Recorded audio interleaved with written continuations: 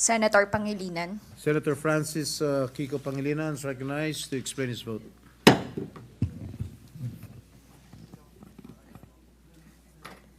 This representation votes no.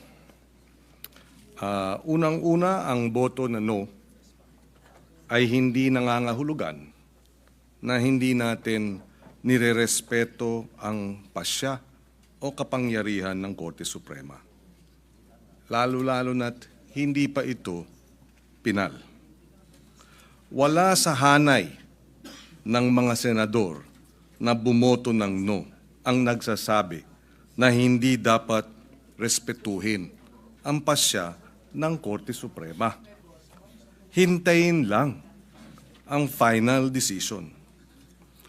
Kung tutuusin, kung hinintay lang natin ang final decision, hindi tayo nagpasya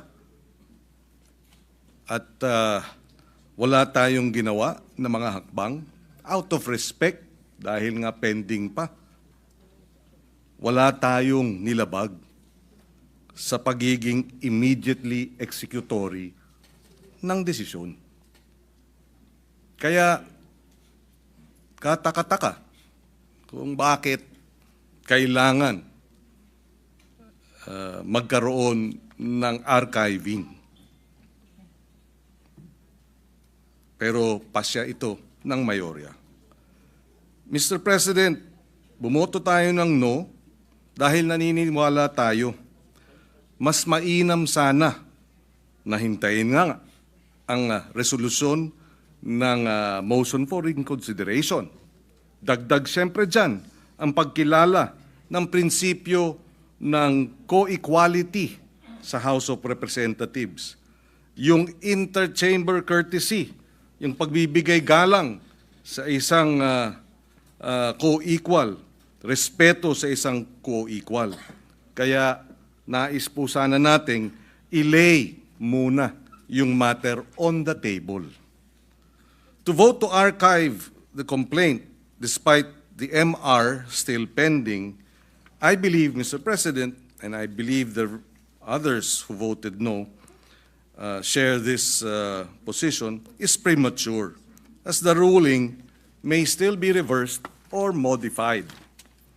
In addition, at ito nga ang isang contention, to vote to archive the impeachment complaint, if at all, is to give the Senate the powers which are only reserved for the impeachment court, trying and deciding impeachment cases.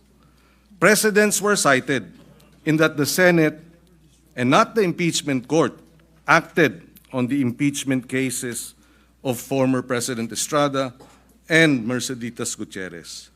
But we submit, iba yung facts nung mga kaso na yun. In the Estrada case, supervening events led to the termination of the trial.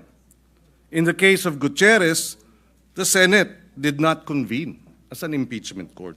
Kaya iba, apples to oranges, ika nga. We believe archiving the case is a matter exclusively within the powers and jurisdiction of the Senate Impeachment Court. Kaya lay on the table sana ang maayos na proseso under our rules. Allow me to reiterate that the final decision of the Supreme Court, yes, must be respected.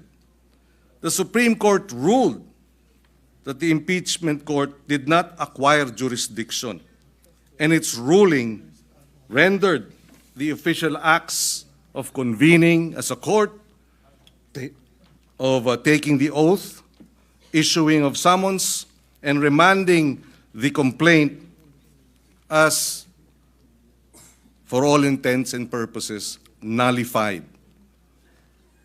Kaya tinanong natin kanina, ano na ang nangyari sa constitutional duty and constitutional power as sole power to try and decide impeachment cases. We took an oath to uphold and defend the Constitution, and that includes our own determination whether or not the nullification of the acts of the impeachment court, an exclusive sole power to try and decide impeachment cases, if the ruling was based on the facts and not on a misappreciation of the facts. Kaya nga, sana hinintay ang motion for reconsideration. The impeachment court, being ousted of its jurisdiction by the Supreme Court, is unprecedented, based, and sadly, as we read the ruling, the decision, based on the wrong facts. It is disturbing. The distinguished minority leader pointed out, point for point, in his interpellation and manifestation, the errors in the facts that the Supreme Court based its findings of grave abuse. I reiterate, one cannot be right with the law if one is wrong with the facts. And that's why napakahalaga ng motion for reconsideration. There is still an opportunity for the errors to be corrected, kaya nandyan ang MR. And this is the reason why we voted no.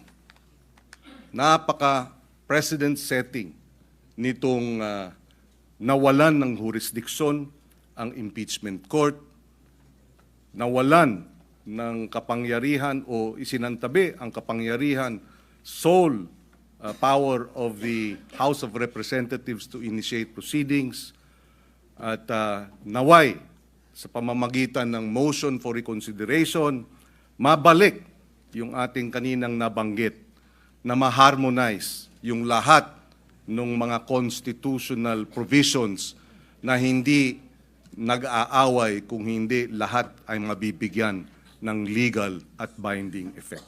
The power of judicial review, the sole power to initiate impeachment proceedings, and the sole power to try and decide cases of the Supreme Court, of the House of Representatives, and of the Senate. Maraming salamat.